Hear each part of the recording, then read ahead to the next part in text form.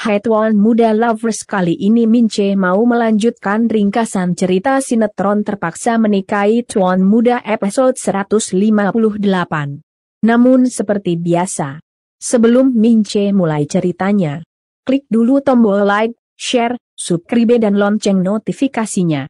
Biar kalian Mince doain mendapatkan rezeki berlimpah yang barokah, bisa buat beli rumah, beli sawah, beli gajah dan pastinya mempunyai keluarga yang sakinah, mawadah, warahmah.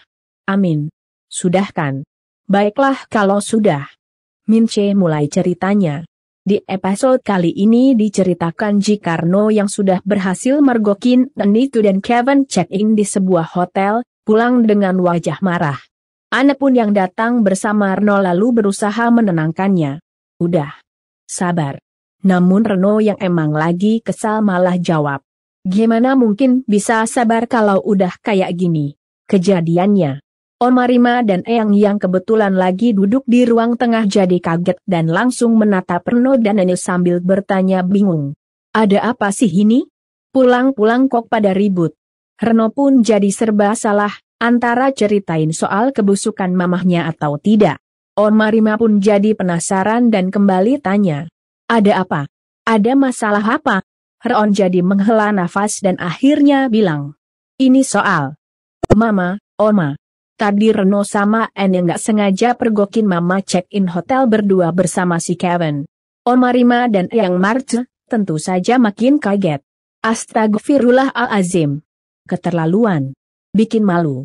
Oma Rima yang masih tidak percaya sama ucapan Reno lalu tanya lagi. Kamu serius? Reno jawab. Serius Oma. Orang kita lihat sendiri, karena kebetulan kita lagi mau makan siang di sana kalau nggak percaya. Tanya aja enak. Pas Reno datangin kamarnya, si Kevin lagi ngumpet di lemari. Oma Rima dan Eyang Martut pun jadi makin syok. Sementara itu Reno lalu melanjutkan ceritanya. Dan yang lebih parahnya lagi, udah ketahuan begitu bukannya ikut pulang sama Reno, Mama malah milih pergi sama si Kevin. Wajar nggak sih kalau Reno kesel banget sama Mama? Eyang Martut pun jadi geram dan langsung bergumam marah. Ini bikin malu. Benar-benar bikin malu. Eyang Martut yang terlihat lagi geram sambil ketok-ketok tongkatnya ke lantai. Reno pun lalu bilang. Makanya Eyang, kali ini Mama harus ditegesin. Karena Reno benar-benar nggak mau Mama sampai nikah sama si Kevin. Reno nggak sudi. Tak lama kemudian, Kinanti dan Babang Gondrong yang mendengar suara ribut-ribut muncul. Babang Gondrong pun lalu tanya. Ada apa? Si ini? Kok ribut banget? Oma Rima lalu jawab. Kakak kamu Bidia pacaran sama temannya Reno. Dan yang lebih parah, dia berani-beraninya check-in hotel sama laki-laki itu. Babang Gondrong kaget dan jadi geram. Begitu juga Kinanti kaget dan tampak syok. Eyang Martut yang masih geram lalu bilang ke Babang Gondrong. Kamu harus turun tangan, Bi. Eyang nggak mau punya keluarga mesum kayak gini. Reno pun lalu menimpali. Iya Om. Tolong bantu Reno. Tolong bantu Reno sadarin Mama. Karena Reno yakin kalau Abhi yang ngomong, Mama pasti mau denger. Reno benar-benar malu Om. Malu. Di tempat lainnya, Amanda lagi diobati keningnya sama Rendra. Amanda pun lalu ucapin terima kasih ke Rendra.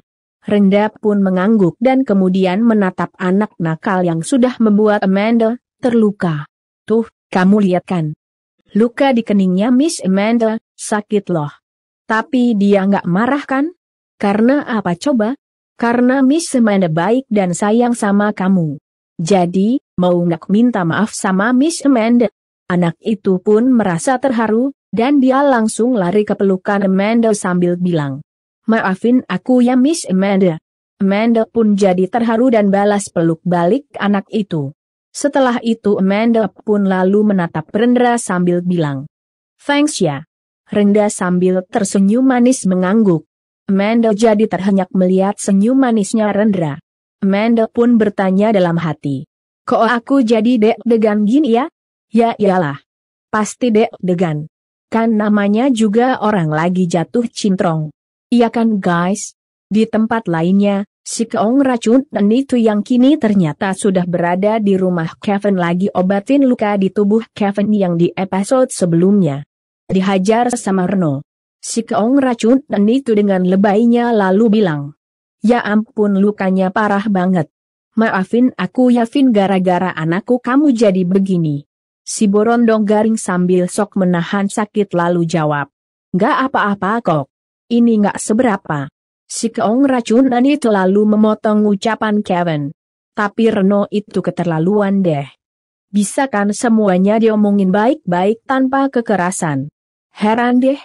Padahal aku nggak pernah ngajarin dia emosian kayak gitu."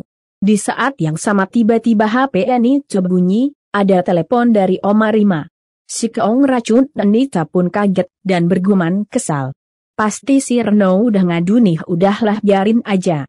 Si keong racun dan itu mengacuhkan panggilan dan malah lanjutin obatin lukanya Kevin. Tapi tak lama kemudian, HP ini bunyi lagi. Kali ini ada pesan masuk. Anita pun lalu kembali melihat HP-nya. Yang kirim pesan ternyata Babang Gondrong. Dalam pesannya itu Babang Gondrong bilang, "Pulang sekarang, atau selamanya nggak usah kembali ke rumah." Anita pun kaget dan wajahnya seketika berubah jadi pucat dan ketakutan. "Syukur lu. Mudah-mudahan kali ini Babang Gondrong mengusir lo dari rumahnya. Biar lu jadi gembel. Iya kan guys?" Sementara itu di tempat lainnya Herman lagi bertemu dan lagi berdebat dengan orang asuransi. "Ya ampun mas. Asuransi ini kan udah jadi hak saya. Preminya selalu saya bayar setiap bulan. Nggak pernah telat, kenapa sekarang malah dipersulit? Mau cairin dana aja harus autopsi segala. Kejam banget sih." Orang asuransi jawab, "Maaf Pak, tapi itu sudah jadi syaratnya, karena autopsi itu yang membuktikan kalau istri Bapak memang meninggal dalam kecelakaan, karena yang mau Bapak klaim ini kan asuransi kecelakaan." Herman pun jadi cemas dan langsung jawab, "Tapi kan jenazah istri saya udah hancur, terbakar dan udah dikubur. Masa jenazah harus diganggu lagi sih?" Orang asuransi pun jadi serba salah. Sementara Herman lalu memohon, "Tolonglah mas kasihani istri saya, kalau mas jadi saya, apa mas mau disuruh kayak begini? Apa mas mau bongkar lagi makam istri mas cuma gara-gara klaim asuransi?" Orang asuransi makin serba salah dan akhirnya jawab, "Ya udah deh Pak, nanti coba saya bicarakan sama atasan." Herman sambil memasang wajah sok sedih lalu kembali memohon, "Tolong ya mas, saya mohon banget. Emang dasar nggak punya akhlak lu Hermes. Nyari duit sih nyari duit. Tapi nggak sampai bikin kematian palsu si Care ini kali. Iya kan guys?" Sementara itu Amanda yang masih berada di tempat penitipan anak kini duduk berhadapan dengan Rendra sambil asik minum kopi. Amanda lalu bilang, "Sekali lagi makasih ya udah obatin aku." Rendra jawab, "Iya sama-sama. Mudah-mudahan aja habis diobatin bekas lukanya bisa langsung hilang ya." Amanda pun jadi panik dan tanya, "Emangnya parah banget ya?" "Aduh gimana nih?" Rendra jawab, "Ya lumayanlah, benjol segede bola pingpong." Amanda tercekat, langsung raba lukanya. Dan langsung tahu kalau lagi dikerjain sama Rendra. Amanda pun lalu memukul manja Rendra sambil bilang, "Ih, apaan sih kamu? Orang serius juga." Rendra malah ketawa. Amanda pun lalu mau pukul lagi tapi Rendra keburu menangkap tangannya Amanda. Mereka pun jadi saling tatap dan malah jadi sama-sama salting. "Kayak ABG aja lu berdua. Kalau emang sama-sama cinta, bilang aja langsung. Nggak usah sok pada salah tingkah gitu. Iya kan guys?" Namun Amanda malah pergi ke toilet, nyalain keran dan menatap wajahnya di cermin wastafel. Amanda pun bergumam heran. "Aku kenapa sih? Kok jadi deg-degan gini? Apa artinya aku udah punya perasaan ke Rendra?" Amanda pun jadi galau, bingung dan kalut. Saat itu juga Amanda pun lalu mencuci wajahnya untuk menutupi kegalauannya. Sementara itu Marissa yang ada di rumah Herman tampak mondar-mandir gelisah, menunggu Herman yang tidak kunjung pulang. "Mas Herman mana sih? Kok belum pulang-pulang? Nerissa pun jadi mikir. Tapi kenapa aku harus pusing mikirin kapan Mas Herman mau klaim asuransinya? Bukannya lebih cepat lebih bagus ya, Mas Herman kan udah resmi menduda, dan gak ada perempuan lain lagi di hidup dia selain aku. Jadi aku pasti bakal dapat juga dong. Apalagi asuransi si Care ini pasti gede lumayan nih. Nerissa pun langsung tersenyum penuh rencana. Ini juga sama kayak si Hermes. Otaknya duit terus yang dipikirin. Emang lu pikir kalau lu mati mau bawa duit? Sementara itu suasana di rumah Babang Gondrong terlihat mulai agak tenang. Walaupun semuanya sebenarnya masih sangat kesal. Ana yang mencemaskan Reno lalu mengajak Reno ke kamarnya. Udah kan sekarang kita ke kamar yuk. Tenangin diri kamu. Reno sambil menghela nafas panjang, mengangguk. Reno pun lalu ucapin terima kasih ke Babang Gondrong yang sudah menyuruh mamahnya pulang sambil kemudian pamit ke semuanya untuk masuk kamar. Eyang Marta pun jawab, ya udah sana. Eyang juga pusing, mau istirahat dulu. Oma Rima pun lalu mengantarkan Eyang Marta ke kamarnya. Reno dan Nenek pun lalu beranjak ke kamarnya.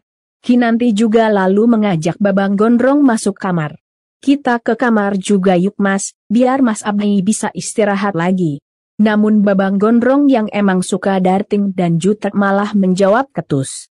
Enggak ah, saya bosen. Di kamar terus bikin saya jadi kayak orang sakit. Kinanti jadi menghela nafas dan bilang, kan, memang Mas Abdi lagi sakit. Babang Gondrong lagi-lagi malah menjawab ketus. Saya tuh bukannya sakit. Cuma lagi masa penyembuhan. Kinanti jawab, sama ajalah. Ya udah kalau gitu Mas Abdi mau kemana? Babang Gondrong jawab, nggak kemana-mana juga yang penting nggak diem aja di kamar. Kinanti jawab, ya udah, kalau gitu saya mandi dulu deh tapi Mas Abdi jangan pergi ke mana-mana lo. Babang Gondrong sambil menatap ketus mengangguk. Kinanti pun lalu masuk kamar. Sementara itu Babang Gondrong lalu duduk di sofa dan tak lama teringat sama kejadian saat di kantor polisi, saat Babang Gondrong ketemu dengan Amanda. Babang Gondrong pun bergumam. Hampir aja lupa.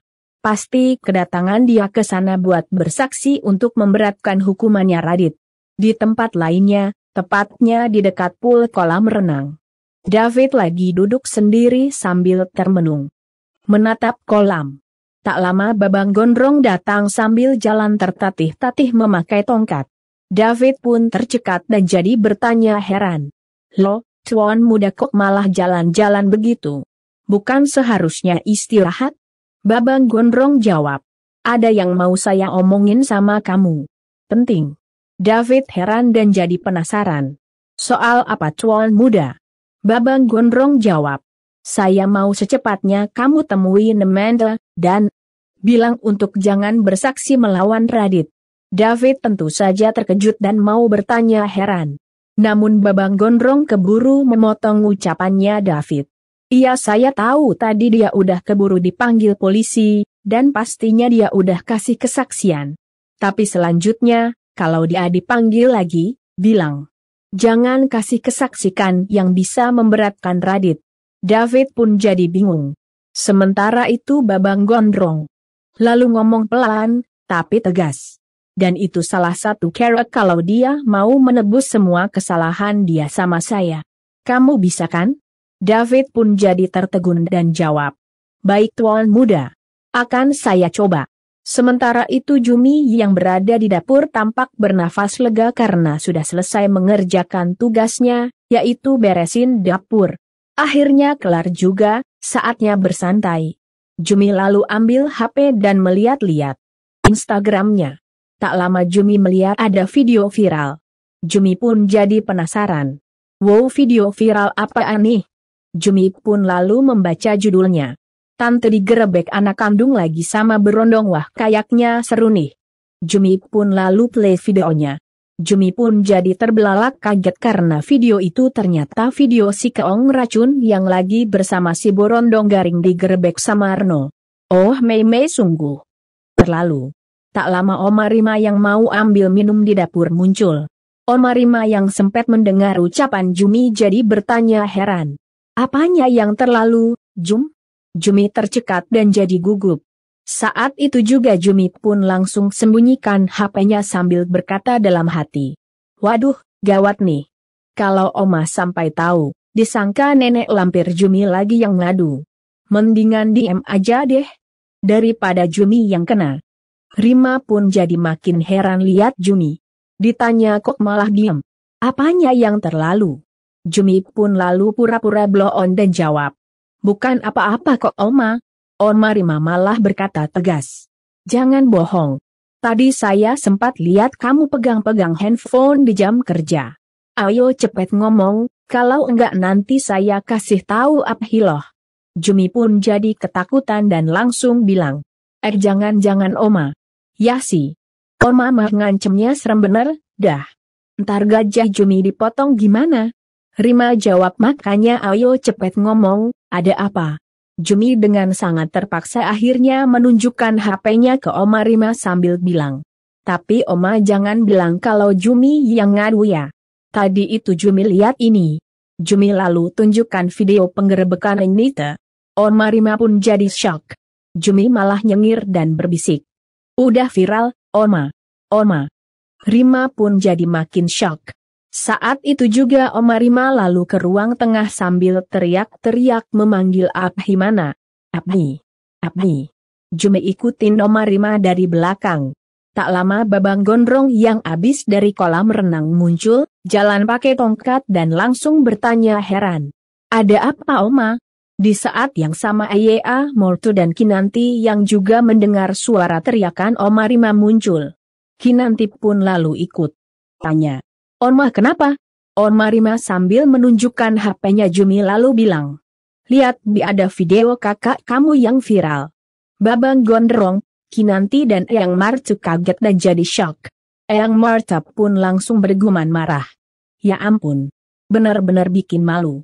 Ini udah mencoreng nama keluarga kita. Eyang Marta yang pusing mikirin si keong racunan itu jadi mau jatuh pingsan.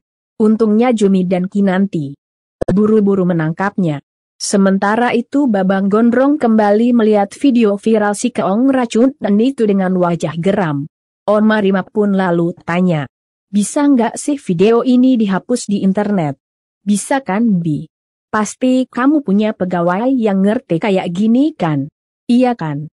Babang Gondrong yang emang lagi marah tidak menjawab dan malah menyuruh Jumi memanggil Reno di kamarnya. Jumi pun mengangguk. Dan langsung pergi memanggil Reno. Di kamar Reno terlihat masih bete. Ana pun kembali berusaha menenangkan Reno sambil pijitin bahu Reno. Yang sabar ya, yang penting kan kamu udah tegur mama kamu dan kamu juga udah cerita sama keluarga. Pasti mereka akan bantu kamu, tegur mama kamu udah ya, jangan bete lagi. Reno pun mulai tenang dan perlahan dia tidur di pangkuan Ana. Namun tiba-tiba Jumi mengetuk pintu kamar sambil bilang, Mas Reno. Dipanggil tuan muda. Reno pun langsung bangun lagi dan bertanya dalam hati. Ada apa lagi nih?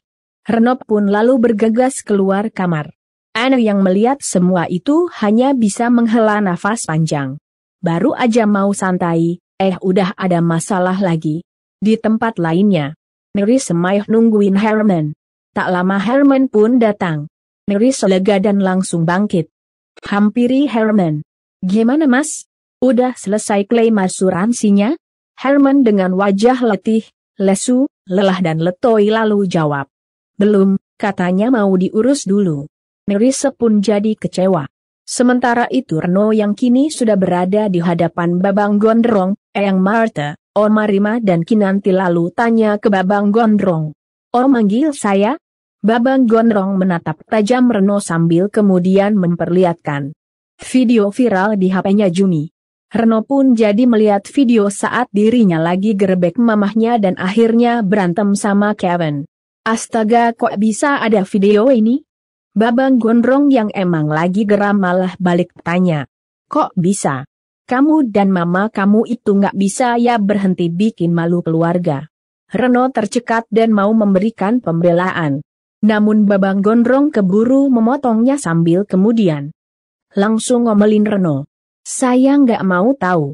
Gimana pun si Kevin itu kan teman kamu. Kamu harusnya bisa bikin dia jauhin mama kamu.